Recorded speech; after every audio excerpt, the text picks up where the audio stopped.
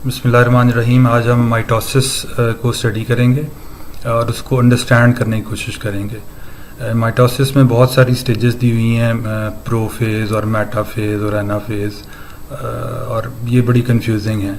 तो हम इन स्टेजेस को इग्नोर करके सिर्फ अंडरस्टैंड करने की कोशिश करेंगे कि हो क्या रहा होता है। यानी एक स्टोरी की फॉर्म में सेल डिवीज़न को पढ़ेंगे और लेटर स्टेज पे बाद में उस स्टोरी को फिर स्टेजेस में बाद में कन्वर्ट कर लेंगे, क्योंकि हमें वो स्टोरी नहीं पता कि हो क्या रहा होता है।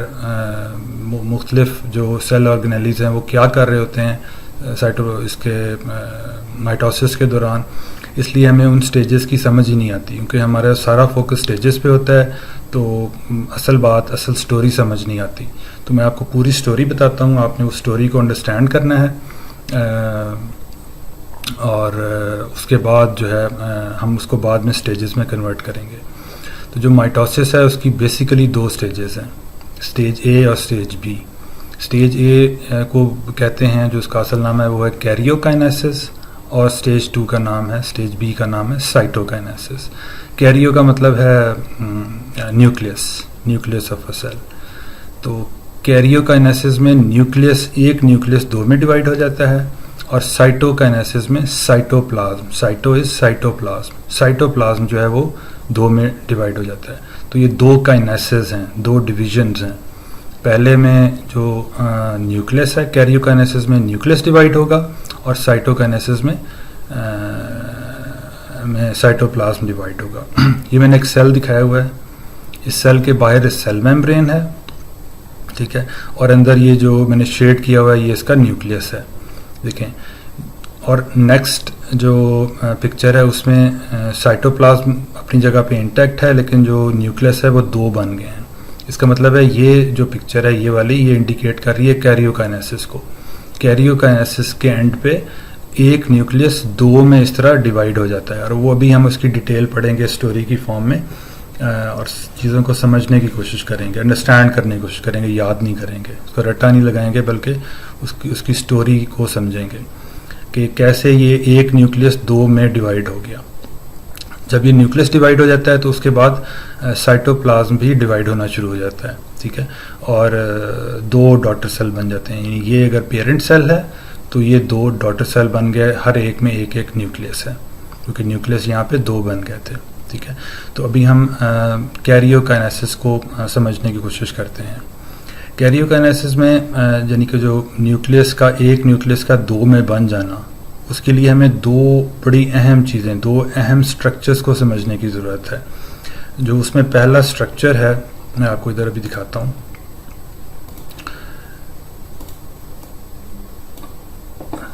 जो सबसे पहला स्ट्रक्चर समझने की हमें ज़रूरत है वो है क्रोमोसोम।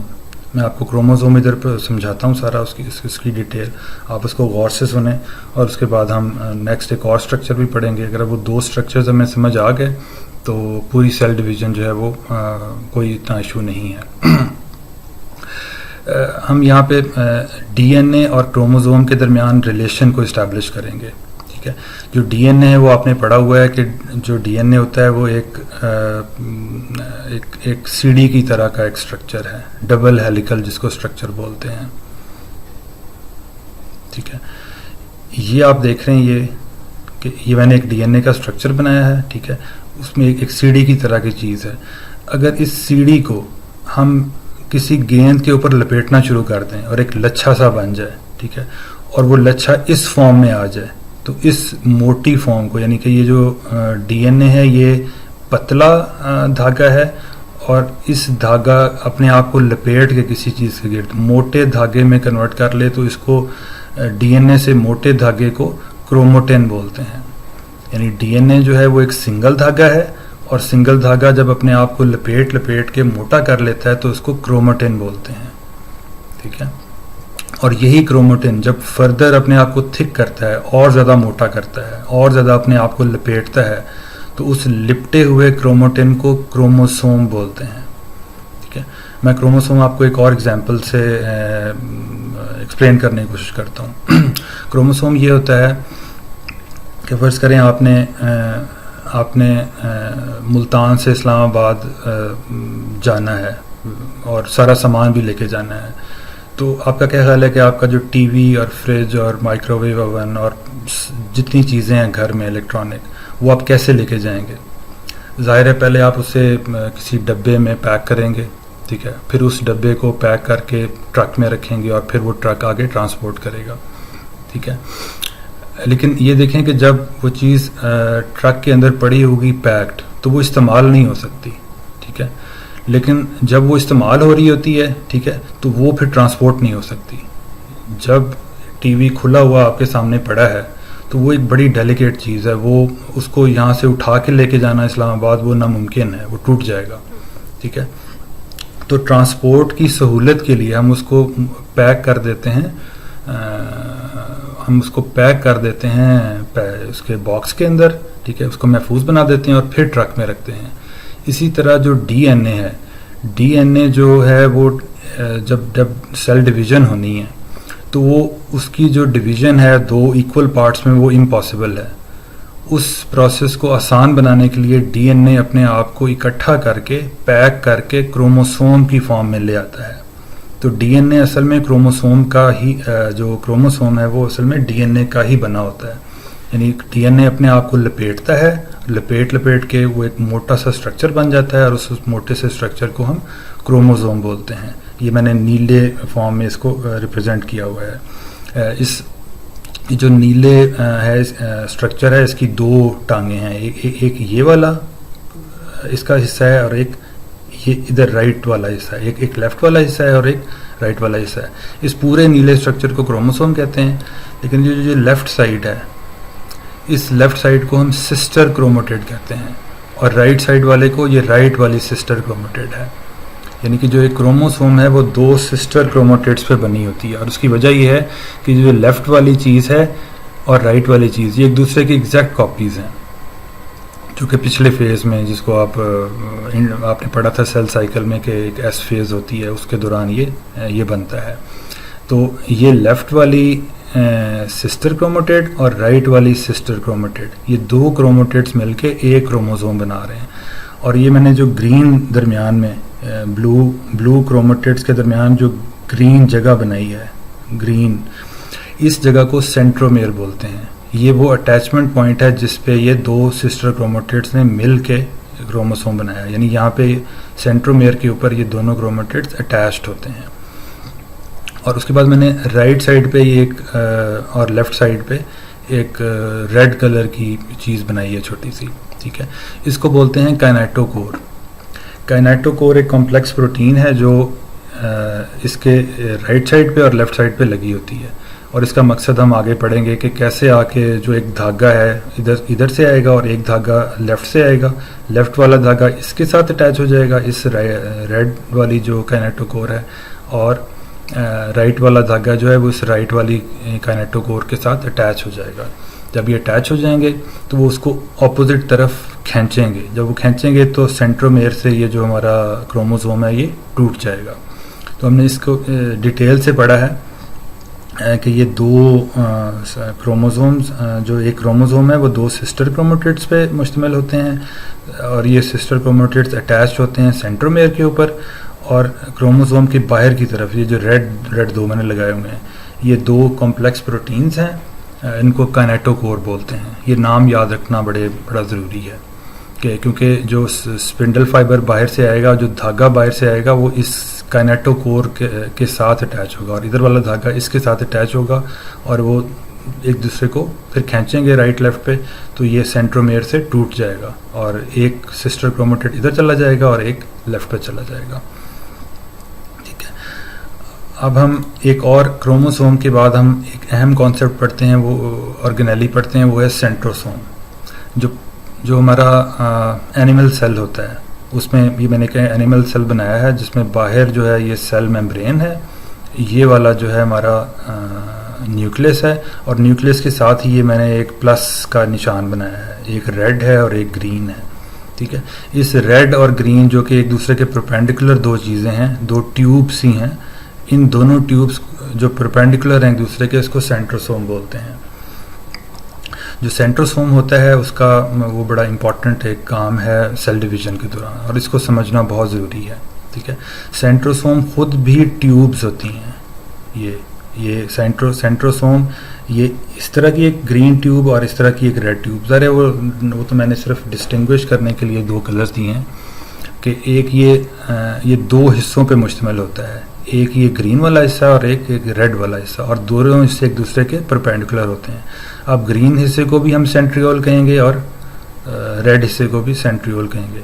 तो हम ये कह सकते हैं कि जो न्यूक्लियस के करीब एक सेंट्रोसोम पाया जाता है वो दो सेंट्रियोल्स पे मुश्तमिल होता है जो एक दूसरे के परपेंडिकुलर होते हैं। अब सेंट्रोसोम का काम क्या है? सेंट्रोसोम का काम यह है कि सेंट्रोसोम जो है वो माइक्रोट्यूब्यूल्स बनाता है। माइक्रोट्यूब्यूल्स आप ऐसे समझें कि जिस तरह आप जूस पीने के लिए या बोतल पीने के लिए जो पाइप जिसको स्ट्रॉ बोलते हैं, वो स्ट्रॉ जो होता है जो अंदर से खाली होता है, उस तरह की एक चीज़ होती है और ये प्रोटीन से मिलके बनती है। और सेंट्रोसोम उन पाइपों को बनाता है जिन पाइपों को मैं नाम दे रहा हूँ माइक्रोट्यूब्यूल्स का, ठीक है। तो साइटोप्लाज्म के अंदर बहुत सारे जो हैं लंबी लंबी ट्यूब्स की फॉर्म की प्रोटीन्स पड़ी होती हैं जिसको हम ट्यूबुलिन प्रोटीन कहते हैं। यानी कि अगर एक प्रोटीन है और वो लंबी धागा नुमा ट्यूब की तरह अंदर से खाली प्रोटीन है और वो एक पाइप की तरह की है तो उसको ट्यूबुलिन प्रोटीन कहते हैं। तो जो पिछला फेज था इंटरफेज में उससे बहुत सारी ट्यूबुलिन प्रोटीन्स बनी थी, वो साइटोप्लाज्म के अंदर इस वक्त अवेलेबल हैं। जब सेल डिवीजन स्टार्ट होगी तो जो सेंट्रोसोम है वो अपनी एक कॉपी बनाएगा। जैसा ये एक सेंट्रोसोम है बिल्कुल इसी तरह का एक सेंट्रोसोम और बनेगा और वो सेंट्रोसोम क्या करेंगे कि ये वाला सेंट्रोसोम इधर जाना शुरू कर देगा और ये वाला इस तरफ जाना शुरू कर देगा। यानी कि हम कहेंगे कि ये दो सेंट्रोसोम ऑपोजिट पोल्स पे चले जाएंगे और ऑपोजिट पोल्स पे जाके दोनों जो हैं इन साइटोप्लाज्म के अंदर से ट्यूबुलिन प्रोटीन लेंगे, यानी कि जो धागा नुमा या आप कह सकते हैं कि पाइप नुमा प्रोटीन्स को लेंगे और उनको जोड़ जोड़ के आपस में माइक्रोट्यूब्यूल्स बनाएंगे। वो मैं अभी देखते हैं कि वो कैसे बनाते हैं। ये मैंने एक पिक्चर ड्रॉ की है। इसमें ये जो ग्रीन है ये वाली चीज़, ये वही सेंट्रोसोम है जो इधर आ गया है और इसके दो सेंट्रियोल्स हैं। ज़ाहिर है एक ये वाला है और एक उसके परपेंडिकुलर है, और इसी तरह ये एक सेंट्रोसोम है जो दो सेंट्रियोल्स पे मुश्तमिल है। तो ये जो दोनों सेंट्रियोल्स हैं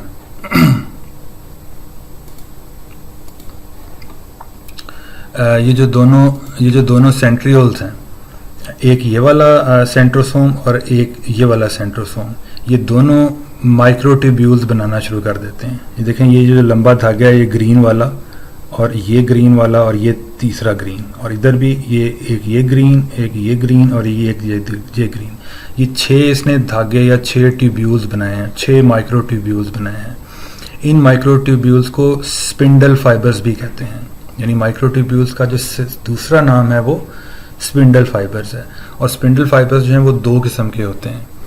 उन दोनों को मैंने बनाया। देखें ये वाला जो ग्रीन है जो जाके अटैच होता है क्रोमोसोम के साथ, इस ग्रीन वाले को हम काइनेटोकोर स्पिंडल फाइबर कहते हैं। वो हमने पढ़ा था ना अभी कि जो क्रोमोसोम होता है उसकी जो ये वाली प्रोटीन बाहर लगी हुई है ये काइनेटोकोर प्रोटीन है, ठीक है। तो जो स्पिंडल फाइबर इधर से बनेगा, जो ये सेंट्रोसोम बनाएगा, ये धागा नुमा, ये जो स्पिंडल फाइबर है ये वो वाला स्पिंडल फाइबर जिसने जाके इस काइनेटोकोर के साथ अटैच होना है यहाँ पे, उस स्पिंडल फाइबर को काइनेटोकोर स्पिंडल फाइबर कहेंगे, ठीक है। और जो ये मैंने रेड वाले बनाए हैं ये पीछे की तरफ कुछ जा रहे हैं, कुछ यहाँ से ऐसे ये आपस में अटैच हो रहे होते हैं। यानी कि जो ये रेड वाला है ये यहाँ से चला है और ये रेड वाला इस सेंट्रोसोम से चला है और दरमियान में आके ये आपस में मिल गए हैं, ठीक है। यानी कुछ जो स्पिंडल फाइबर्स होते हैं वो जाके अटैच हो जाते हैं, जिस तरह ये मैंने ये दिखाया है इस लेफ्ट वाली पिक्चर में कि जो ये वाला स्पिंडल फाइबर है ये जाके अटैच हो गया है इसके साथ, इस क्रोमोसोम के साथ, और ये इधर से आके दूसरी साइड से अटैच हो गया है, ठीक है। तो ये वाले जो स्पिंडल फाइबर हैं इनको हम काइनेटोकोर स्पिंडल फाइबर्स कहेंगे। और ये जो पीछे से जाके और आपस में अटैच हो रहे हैं, क्रोमोसोम के साथ अटैच नहीं हो रहे, इनको हम 9 सारे स्पिंडल फाइबर्स को मिला के आपस में, आपकी बुक में उसका नाम लिखा हुआ है एक और, वो है माइटोटिक स्पिंडल। माइटोटिक स्पिंडल यानी कि ऐसा स्पिंडल जो कि माइटोसिस में हेल्प करता है। तो ये दोनों किस्म के जो ग्रीन और रेड दोनों किस्म के जो स्पिंडल फाइबर्स हैं उनको मिला के माइटोटिक स्पिंडल भी कहते हैं, ठीक है। और हम थोड़ा सा देख लेते हैं कि सेंट्रोसोम जो है, ये जो ग्रीन वाला सेंट्रोसोम है, ये कैसे उसको क्रिएट कैसे करता है,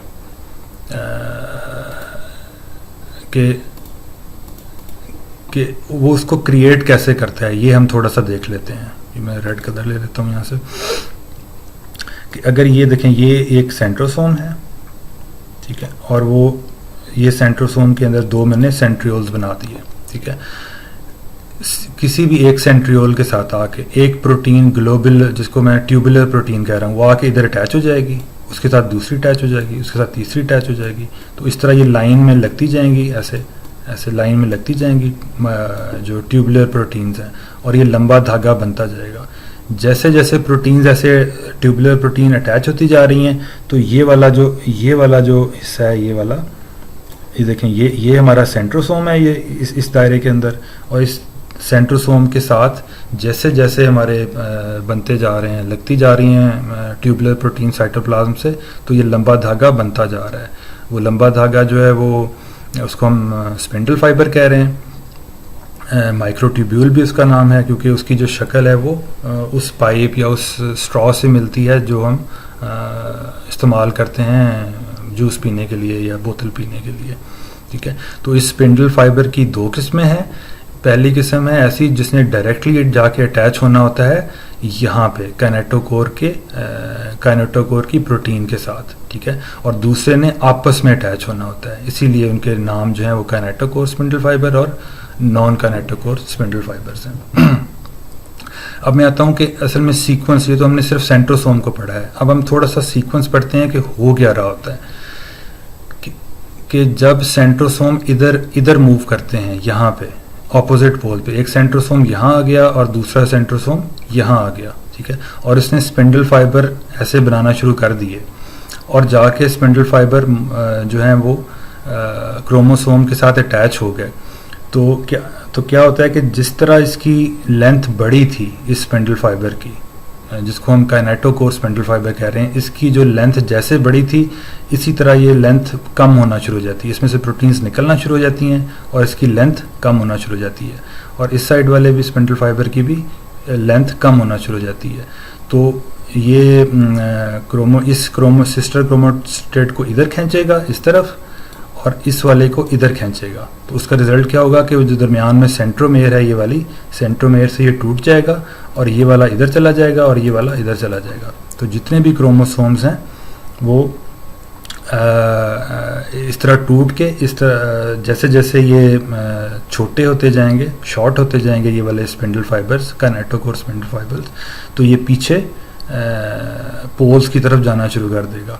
लेकिन जब ये स्पिंडल फाइबर, ये ग्रीन वाले छोटे हो रहे होते हैं, तो उसी वक्त में ये रेड वाले लंबे हो रहे होते हैं, ठीक है। ये बड़ा अहम पॉइंट है।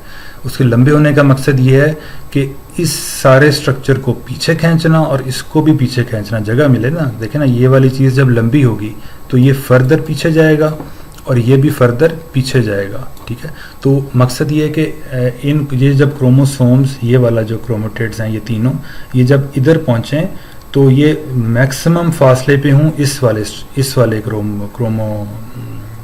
क्रोमोटेड से। इस वाले जो सिस्टर क्रोमोटेड हैं ये, और ये मैक्सिमम फासले पे हूँ, उसके लिए ये वाली लेंथ लंबी होना शुरू हो जाती है, ताकि ये सेंट्रियोल, ये वाला जो सेंट्रोसोम है, ये इधर जाए और ये वाला इधर जाए, और वो मैक्सिमम पोल पे हूँ, और ये वाले फिर सेंट्रोसोम के साथ आ जाएं यहाँ पे। तो एक पॉइंट मैं मिस कर गया उस सारी स्टोरी में, वो ये है कि जो क्रोमोसोम है, जब ये स्पिंडल फाइबर बन रहे होते हैं, तो जो क्रोमोसोम है वो अपने आप को यहाँ पे अरेंज कर लेते हैं एक लाइन में, इस लाइन पे अरेंज कर लेते हैं, जिसको हम इक्वेटोरियल लाइन कह सकते हैं या इक्वेटर की लाइन कह सकते हैं। बिल्कुल सेंटर में अपने आप को अरेंज कर लेते हैं। और आपकी बुक में इस जो चीज़ है इसका नाम लिखा हुआ है मेटाफेस प्लेट। क्रोमोसोम्स का अपने आप को इस सेंटर लाइन पे अरेंज करना, अरेंज करके ये एक चीज़ बनाते हैं जिसको उन्होंने मेटाफेस प्लेट लिखा हुआ है। यानी ये एक मेटाफेस प्लेट बन जाती है, क्योंकि ये मेटाफेस स्टेज के अंदर असल में है। उसकी वजह ये है कि मेटाफेस स्टेज के अंदर ये चीज़ हो रही होती है, इसलिए इसको मेटाफेस प्लेट कह देते हैं। तो ये मेटाफेस प्लेट बन जाती है और उसके बाद आके जो क्रोमोसोम जो इधर से माइक्रोट्यूब्यूल्स हैं वो आके अटैच होते हैं दोनों साइड्स पे। यहाँ पे एक अहम फ़र्क भी देख लें कि जो माइटोसिस में ये जो प्लेट बन रही है, मेटाफेस प्लेट जिसको मैं कह रहा हूँ, और जो क्रोमोसोम्स का सेंटर में आना, इसमें एक क्रोमोसोम ऊपर है, फिर दूसरा नीचे है, तीसरा नीचे है। 3 क्रोमोसोम्स होते तो नहीं है, 4 होने चाहिए थे, लेकिन सिंप्लिसिटी के लिए जगह इतनी थी तो मैंने 3 बनाए हैं। फॉर एग्जांपल अगर 4 क्रोमोसोम्स हैं तो चारों क्रोमोसोम ऊपर नीचे होंगे। एक क्रोमोसोम नंबर 1 ये, 2 ये, 3 ये, 4 ये, ठीक है। यहाँ पे अगर आप देखें तो मियोसिस में क्या होगा कि मियोसिस में ऐसे होगा कि एक ये होगा और एक बिल्कुल उसके सामने होगा, तीसरा यहाँ होगा तो चौथा बिल्कुल उसके सामने होगा। अगर 4 क्रोमोसोम होंगे तो वो इस तरह 2 लाइनें बना लेंगे। ये हम आगे जाके मियोसिस में पढ़ेंगे, और ये बहुत बड़ा फ़र्क है मियोसिस में और माइटोसिस में। माइटोसिस में एक सिंगल लाइन होती है और मियोसिस में डबल लाइन होती है इसकी क्रोमोसोम्स की, जो सेंटर में जिसको मेटाफेस प्लेट लिखा हुआ है उसमें बनती है। जब क्रोमोसोम्स इधर पहुंच जाते हैं यहाँ पे तो क्या होता है कि जो सेल क्या कह सकते हैं, जो आपकी सेल में जो जिसको क्या कहते हैं न्यूक्लियर मेम्ब्रेन, वो बनना शुरू हो जाती है। देखें ये मैंने दिखाया हुआ है कि एक एनिमल सेल है, उसमें ये एक प्रॉपर इधर भी न्यूक्लियर मेम्ब्रेन बन गई है और इधर भी न्यूक्लियर मेम्ब्रेन बन गई है। तो क्या होता है कि 2 न्यूक्लियर मेम्ब्रेन्स बन जाती हैं और 2 हम कह सकते हैं 2 न्यूक्लियस अब बन गए हैं। तो जैसे ये 2 न्यूक्लियस बन गए तो अब हमारी जो हमारी पहली स्टेज थी जिसको हम कह रहे थे ये वाला कैरियोकाइनेसिस, ये हमारी कंप्लीट हो गई। यानी कि 2 न्यूक्लियस का बन जाना, न्यूक्लियस का डिवाइड, एक का डिवाइड होकर 2 न्यूक्लियस बन जाना, इसको हम कैरियोकाइनेसिस बोल रहे थे। अब हम देखेंगे साइटोकाइनेसिस, यानी कि साइटोप्लाज्म कैसे डिवाइड होता है। तो एनिमल सेल में वो मुख्तलिफ तरीके से डिवाइड होता है और प्लांट सेल में थोड़ा सा फ़र्क है, यानी दोनों का फ़र्क है। तो मैंने ये ग्रीन में प्लांट सेल एनिमल सेल बनाया है और ये वाला रेड में प्लांट सेल बनाया है। तो ये देखते हैं कैसे डिवाइड होते हैं। जब न्यूक्लियस 2 बन जाएंगे तो हमारे साइटोप्लाज्म में एक छोटी सी ये वाली एक क्लीवेज बनेगा, ये वाली डीप एक चीज़ ऐसे बनेगी, इसको वो क्लीवेज बोल रहा है। और ये क्लीवेज हल्की हल्की ऐसे डीप होती जाएगी आगे तक, और ये ऊपर से भी क्लीवेज ऐसे डीप होती जाएगी, ठीक है। और करते करते ये बिल्कुल जो साइटोप्लाज्म है ये 2 हिस्सों में डिवाइड हो जाएगा और इसके 2 डॉटर सेल, इस पेरेंट सेल के 2 डॉटर सेल्स बन जाएंगे ये वाले। तो प्लांट सेल में तो ये सिंपल है कि प्लांट सेल में ये एक क्लीवेज बनता है और क्लीवेज डीप होता जाता है और वो साइटोप्लाज्म 2 हिस्सों में डिवाइड हो जाता है। लेकिन जो प्लांट सेल है उसमें थोड़ा सा डिफरेंस होता है। इसकी जो प्लांट सेल में सेल मेम्ब्रेन के बाहर एक सेल वॉल भी होती है और वो काफ़ी रिजिड होती है। तो उस रिजिडिटी की वजह से ये क्लीवेज वाला काम नहीं हो सकता। तो उसमें जो नेचर ने, साइंस में कहेंगे नेचर में, और मुसलमान होने के लिहाज से कहेंगे अल्लाह ताला ने जो निज़ाम बनाया हुआ है वो ये बनाया हुआ है कि वो मैं आपको इधर किसी कलर से समझाता हूँ कि ग्रीन ले लेते हैं, ठीक है। और आपकी बुक में लिखा हुआ है कि गोल्जी ऑपरेटस, एक चीज़ होती है गोल्जी ऑपरेटस, गोल्जी बॉडीज़ होती हैं। ये भी ट्यूब्स का एक निज़ाम होता है सेल के अंदर।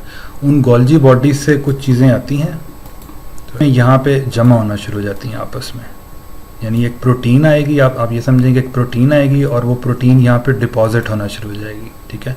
और वो आपस में मिलनी शुरू हो जाएगी और मिलते मिलते ये ऊपर जाना शुरू हो जाएगी और इधर से भी मिलना शुरू हो जाएगी, ठीक है। तो दरमियान में एक वॉल बनना शुरू हो जाएगी, ठीक है। उस वॉल को का नाम इन्होंने आपकी बुक में लिखा हुआ है सेल प्लेट, और उसका दूसरा नाम लिखा हुआ है फ्रैग्मोप्लास्ट। यानी कि ये जो सेंटर में प्रोटीन्स ने आके मिलना शुरू किया है और एक वॉल बनना शुरू हो गई है, इसको सेल प्लेट भी कहते हैं और फ्रैग्मोप्लास्ट भी कहते हैं। और ये फिर ऊपर की तरफ और नीचे की तरफ ग्रो करना शुरू करती है, और फिर जाके बाहर ज़ाहिर है इसकी दो वॉल्स हैं यहाँ पे, एक सेल मेम्ब्रेन है और प्लाज्मा मेम्ब्रेन है, और उसके बाहर एक सेल वॉल है। तो पहले ये सेल प्लेट जाके मिलेगी प्लाज्मा मेम्ब्रेन के साथ, और फिर बाद में सेल वॉल के साथ मिल जाएगी। तो इसको एग्जैक्टली दो हिस्सों में डिवाइड कर देगी। तो इस तरह से ये एक छोटा सा फ़र्क है प्लांट और एनिमल जो साइटोकाइनेसिस है उसके अंदर। साइटोप्लाज्म इसका जो है वो क्लीवेज बनने से डिवाइड होता है, और जो प्लांट सेल है उसमें कहेंगे कि सेल प्लेट बनने से डिवाइड होता है, या जिसको फ्रैग्मोप्लास्ट भी बोलते हैं, फ्रैग्मोप्लास्ट बनने से डिवाइड होता है। तो एक और फ़र्क आपकी बुक में लिखा हुआ है कि जो एनिमल और प्लांट सेल डिवीज़न में जो फ़र्क है वो ये है कि प्लांट सेल में सेंट्रियोल नहीं होता। तो जब सेंट्रियोल नहीं होता तो फिर सेंट्रोसोम, आपको पता है कि ये सेंट्रोसोम है पूरा, और ये ग्रीन सेंट्रियोल है और एक ये रेड सेंट्रियोल है। तो ये प्लांट सेल में तो होता ही नहीं है। तो फिर स्पिंडल फाइबर कौन बनाएगा? प्लांट सेल में जो स्पिंडल फाइबर है वो न्यूक्लियर मेम्ब्रेन बनाती है। न्यूक्लियर मेम्ब्रेन के ऊपर आके जो आपके ट्यूबुलिन प्रोटीन्स हैं वो जमा होना शुरू हो जाती हैं, और वो स्पिंडल फाइबर्स बनाती हैं, और फिर वो स्पिंडल फाइबर्स जो हैं वो वही काम करते हैं जो प्लांट सेल में इसके सेंट्रोसोम पे बनाए हुए। तो अब हम रिवाइज कर लेते हैं। माइटोसिस जो है उसकी दो स्टेजेस हैं। पहली जो स्टेज है वो ये है, उसको कहते हैं कैरियोकाइनेसिस। कैरियो का मतलब है न्यूक्लियस, यानी कि न्यूक्लियस की डिवीजन, और फिर साइटोकाइनेसिस जो कि है साइटोप्लाज्म की कि जो डीएनए है हमारा, वो डीएनए पहले क्रोमेटिन की फॉर्म में जाता है, और क्रोमेटिन जो है वो फिर और थिक होके और अपने आप को लपेट के क्रोमोसोम की फॉर्म में ले जाता है। और क्रोमोसोम जो है वो एक क्रोमोसोम दो सिस्टर क्रोमेटिड्स पे मुश्तमिल होता है। एक ये लेफ्ट वाला सिस्टर क्रोमेटिड है और ये राइट वाला क्रोमेटिड है, ठीक है। तो और ये क्रोमेटिड दरमियान में ये जो ग्रीन है सेंट्रोमेयर से आपस में जुड़े होते हैं, ठीक है। और इनके राइट और लेफ्ट पे एक प्रोटीन लगी होती है, कॉम्प्लेक्स प्रोटीन, जिसको काइनेटोकोर बोलते हैं, और काइनेटोकोर से स्पिंडल फाइबर आके अटैच होता है। जब सेल डिवीजन स्टार्ट होती है तो जो सेंट्रोमेयर है वो ऑपोजिट पोल्स पे चले जाते हैं और स्पिंडल फाइबर्स बनाना शुरू कर देते हैं with the help of tubulin protein. Tubulin protein आके अटैच होती जाती हैं, लंबे वो पाइप होते हैं, और वो एक लंबा सा पाइप बन जाता है जिसको हम स्पिंडल फाइबर्स बोलते हैं। तो स्पिंडल फाइबर्स सारे मिला के वो जो पूरा गुच्छा स्पिंडल फाइबर्स का बनता है उसको माइटोटिक स्पिंडल कहते हैं, ठीक है। और स्पिंडल फाइबर्स की दो किस्में हैं, एक काइनेटोकोर स्पिंडल फाइबर और दूसरा नॉन काइनेटोकोर स्पिंडल फाइबर। ये जब काइनेटोकोर स्पिंडल फाइबर अटैच हो जाते हैं क्रोमोसोम्स के साथ तो ये छोटे होना शुरू होते हैं और ये क्रोमोसोम को दरमियान से तोड़ देते हैं और तोड़ के अपोजिट पोल्स पे खींचना शुरू कर देते हैं। जब ये छोटे होकर क्रोमोसोम्स को खींच रहे होते हैं तो ये जो दूसरे नॉन काइनेटोकोर स्पिंडल फाइबर्स हैं रेड वाले, ये बड़े हो रहे होते हैं। और इसका मकसद ये होता है कि ये जो अपरेटस है सारा ये मैक्सिमम राइट पे जाए और ये मैक्सिमम लेफ़्ट पे जाए, ताकि कोई चांस ना रहे कि कोई क्रोमोसोम इधर या उधर चला जाए। तो उसका मकसद ये है कि क्रोमोसोम्स को मैक्सिमम इस पोल पे लाना और इन क्रोमोसोम्स को, इन क्रोमेटिड्स को मैक्सिमम इस पोल पे लेके आना।